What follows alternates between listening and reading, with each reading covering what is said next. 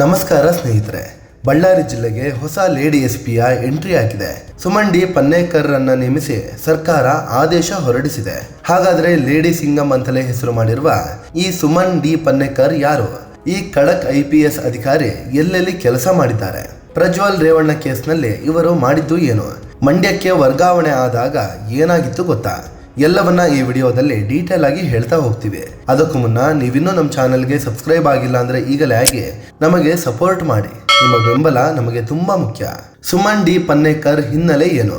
Suman D Pannekar 1985 July 30 ಜನಿಸಿದ್ರು. Belagavi ಜಿಲ್ಲೆಯ ಖಾನಾಪುರ ತಾಲೂಕಿನ ಬೀಡಿ ಅನ್ನೋ ಗ್ರಾಮ ಇವರ ಹುಟ್ಟೂರು. ತಂದೆ ತಾಯಿಗೆ 4 ಮಕ್ಕಳಿದ್ದು ತುಂಬಾ ಕಷ್ಟಪಟ್ಟು ಮಕ್ಕಳನ್ನ ಸಾಕಿದ್ರು. ಸ್ಕೂಲ್ನಲ್ಲಿ ಮೇಷ್ಟ್ರಾಗಿದ್ದ ತಂದೆ ಮಕ್ಕಳನ್ನ ಓದಿಸಲು ಏನೇನ್ ಬೇಕೋ ಎಲ್ಲವನ್ನ ಮಾಡಿದ್ರು. ತಂದೆ ಪ್ರತಿದಿನ ನ್ಯೂಸ್ ಪೇಪರ್ ತರ್ತಾ ಇದ್ರು.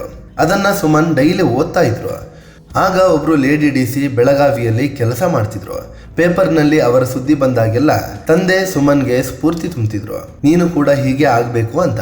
ಹೀಗೆ ಚಿಕ್ಕಂದಿನಲ್ಲೇ ಹಳ್ಳಿಗೆ ಏನಾದ್ರೂ ಮಾಡಬೇಕು ಅನ್ನೋ ಆಸೆ ಸುಮನ್ ಮನಸ್ಸಲ್ಲಿ ಇತ್ತು. ಓದಿನಲ್ಲಿ ಮುಂದಿದ್ದ ಸುಮನ್ 2009 ಆಯುರ್ವೇದಿಕ್ ವೈದ್ಯೆ ಆದ್ರು. ಮದುವೆಯಾಗಿ ಬೆಂಗಳೂರಿಗೆ ಶಿಫ್ಟ್.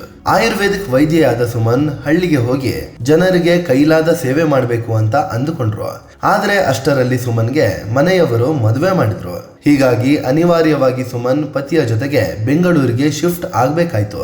ಗಂಡ ಖಾಸಗಿ ಕಂಪನಿಯೊಂದರಲ್ಲಿ ಕೆಲಸ ಮಾಡ್ತಿದ್ರು. ಆಗ UPSC ಪರೀಕ್ಷೆ ಬರೆದು ಆ ಮೂಲಕ ಯಾಕೆ ಜನರಿಗೆ ಒಳ್ಳೆಯದು ಮಾಡಬಾರದು ಅಂತ ಸುಮನ್ಗೆ ಅನ್ನಿಸ್ತು. ಕೂಡಲೇ UPSCಗೆ ಸಿದ್ಧತೆ ಶುರು ಮಾಡಿದ್ರು. ಮನೆಯಲ್ಲಿ ಅದಕ್ಕೆ ಬೇಕಾದ ಎಲ್ಲ ರೀತಿಯ ಸಪೋರ್ಟ್ ಕೂಡ ಸಿಕ್ತು. 2012 UPSC ಪರೀಕ್ಷೆ ಬರೆದು ಪಾಸ್ ಆದ್ರು. ಮಸೂರಿ, ಹೈದರಾಬಾದ್ನಲ್ಲಿ ಟ್ರೈನಿಂಗ್ ಪಡ್ಕೊಂಡು ವಾಪಸ್ ಬಂದ್ರು.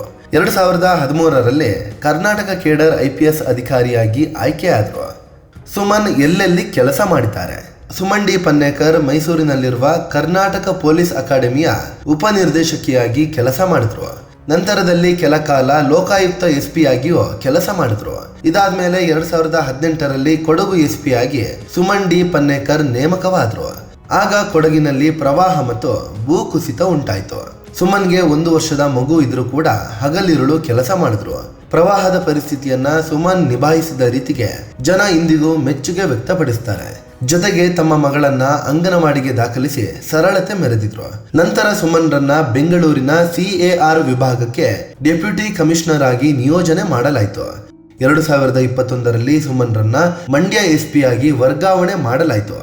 ಆದ್ರೆ ಈ ಖಡಕ್ ಅಧಿಕಾರಿಯನ್ನ ಮಂಡ್ಯ SP ಆಗಲು ರಾಜಕಾರಣಿಗಳು ಬಿಡಲಿಲ್ಲ. ರಾತ್ರೋರಾತ್ರಿ ಆದೇಶ ಬದಲಿಸಿ ಅಧಿಕಾರ ವಹಿಸಿಕೊಳ್ಳದಂತೆ ಸುಮನ್ಗೆ ಸೂಚಿಸಲಾಯಿತು. ನಂತರ ನೇರವಾಗಿ ಉತ್ತರ ಕನ್ನಡ ಜಿಲ್ಲೆಗೆ ವರ್ಗಾವಣೆ ಮಾಡಲಾಯಿತು.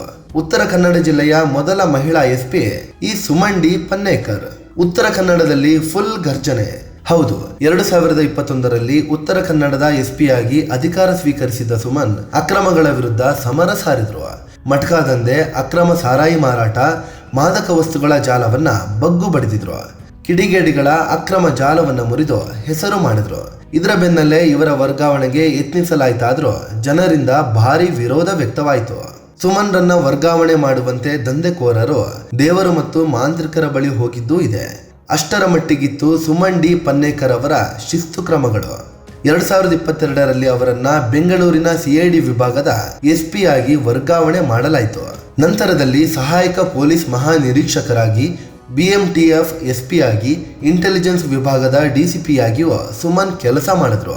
ಪ್ರಜ್ವಲ್ ರೇವಣ್ಣ ತನಿಖೆಯಲ್ಲಿ ಭಾಗಿ. ಹಾಸನ ಮಾಜಿ ಸಂಸದ ಪ್ರಜ್ವಲ್ ರೇವಣ್ಣ ಪೆನ್ಡ್ರೈವ್ ಕೇಸ್ ತನಿಖೆಗೆ SIT ರಚಿಸಲಾಗಿತ್ತು. IPS ಅಧಿಕಾರಿ ವಿಜಯ್ ಕುಮಾರ್ ಸಿಂಗ್ SITಯ ನೇತೃತ್ವ ವಹಿಸಿದ್ರು. ಇವರ ಜೊತೆಗೆ IPS ಅಧಿಕಾರಿಗಳಾದ ಸುಮನ್ ಡಿ ಪನ್ನೇಕರ್ ಮತ್ತು ಸೀಮಾ ಲಾಡ್ಕರ್ ಕೂಡ ತಂಡದ ಭಾಗವಾಗಿದ್ರು. ಈ ತಂಡ ತುಂಬಾ ಅದ್ಭುತವಾಗಿ ತನಿಖೆ ನಡೆಸಿತು. ಇದರಿಂದಲೇ ಪ್ರಜ್ವಲ್ ರೇವಣ್ಣಗೆ ಕೋರ್ಟ್ ಈಗ ಜೀವಾವಧಿ ಶಿಕ್ಷೆ ಕೂಡ ವಿಧಿಸಿದೆ. ಗಣಿನಾಡಿಗೆ ಲೇಡಿ ಸಿಂಗಂ ಸುಮನ್. ಬಳ್ಳಾರಿಯಲ್ಲಿ ಜನವರಿ 1 ನಡೆದ ಗಲಾಟೆಯ ಬಳಿಕ SP ಆಗಿದ್ದ ಪವನ್ ನೆಜ್ಜೂರ್ ಅವರನ್ನ ಸಸ್ಪೆಂಡ್ ಮಾಡಲಾಗಿತ್ತು. ಇದೀಗ ಅವರ ಜಾಗಕ್ಕೆ ಖಡಕ್ IPS ಅಧಿಕಾರಿ ಸುಮನ್ ಡಿ ಪನ್ನೇಕರ್ ಬಂದಿದ್ದಾರೆ. ತಕ್ಷಣವೇ ಅಧಿಕಾರ ಸ್ವೀಕರಿಸುವಂತೆ ರಾಜ್ಯ ಸರ್ಕಾರ ಆದೇಶ ಹೊರಡಿಸಿದೆ. ಮತ್ತೊಂದು ಕಡೆ IGP ಆಗಿದ್ದ IPS ವರ್ತಿಕಾ ಕಟಿಯಾರ್ ರನ್ನ ಕೂಡ ವರ್ಗಾವಣೆ ಮಾಡಲಾಗಿದೆ. ಅವರ ಜಾಗಕ್ಕೆ ಹರ್ಷ PS ರನ್ನ ನೇಮಿಸಲಾಗಿದೆ. ಇವರು ಕೂಡ ಕರ್ನಾಟಕದವರೇ ಅನ್ನೋದು ವಿಶೇಷ. ಹೊಸ ಎಸ್ಪಿ ಸುಮನ್ ಮತ್ತು ಐಜಿಪಿ ಹರ್ಷ ಈಗಾಗಲೇ ಗಲಾಟೆ ಪ್ರಕರಣದ ತನಿಖೆಯನ್ನ ಚುರುಕುಗೊಳಿಸಿದ್ದಾರೆ. ಸ್ನೇಹಿತರೆ, ಇದು ಬಳ್ಳಾರಿಯ ಹೊಸ ಎಸ್ಪಿ ಸುಮನ್ ಡಿ ಪನ್ನೇಕರ್ ಅವರ ಬಗ್ಗೆ ಮಾಹಿತಿ ಕೊಡುವ ಪ್ರಯತ್ನ. ಬಳ್ಳಾರಿಯಲ್ಲೂ ಇವರು ರಾಜಕಾರಣಿಗಳ ಹಾವಳಿಗೆ ಫುಲ್ ಸ್ಟಾಪ್ ಇಡ್ತಾರಾ? ಕಾಮೆಂಟ್ ಮಾಡಿ ನಿಮ್ಮ ಅಭಿಪ್ರಾಯವನ್ನ ಹೇಳಿ. ಅದೇ ರೀತಿ ನೀವಿನ್ನೂ ನಮ್ಮ ಚಾನಲ್ಗೆ ಸಬ್ಸ್ಕ್ರೈಬ್ ಆಗಿಲ್ಲ ಅಂದ್ರೆ ಈಗಲೇ ಆಗಿ ನಮಗೆ ಸಪೋರ್ಟ್ ಮಾಡಿ. ನಿಮ್ಮ ಬೆಂಬಲ ನಮಗೆ ತುಂಬಾ ಮುಖ್ಯ. ಧನ್ಯವಾದ.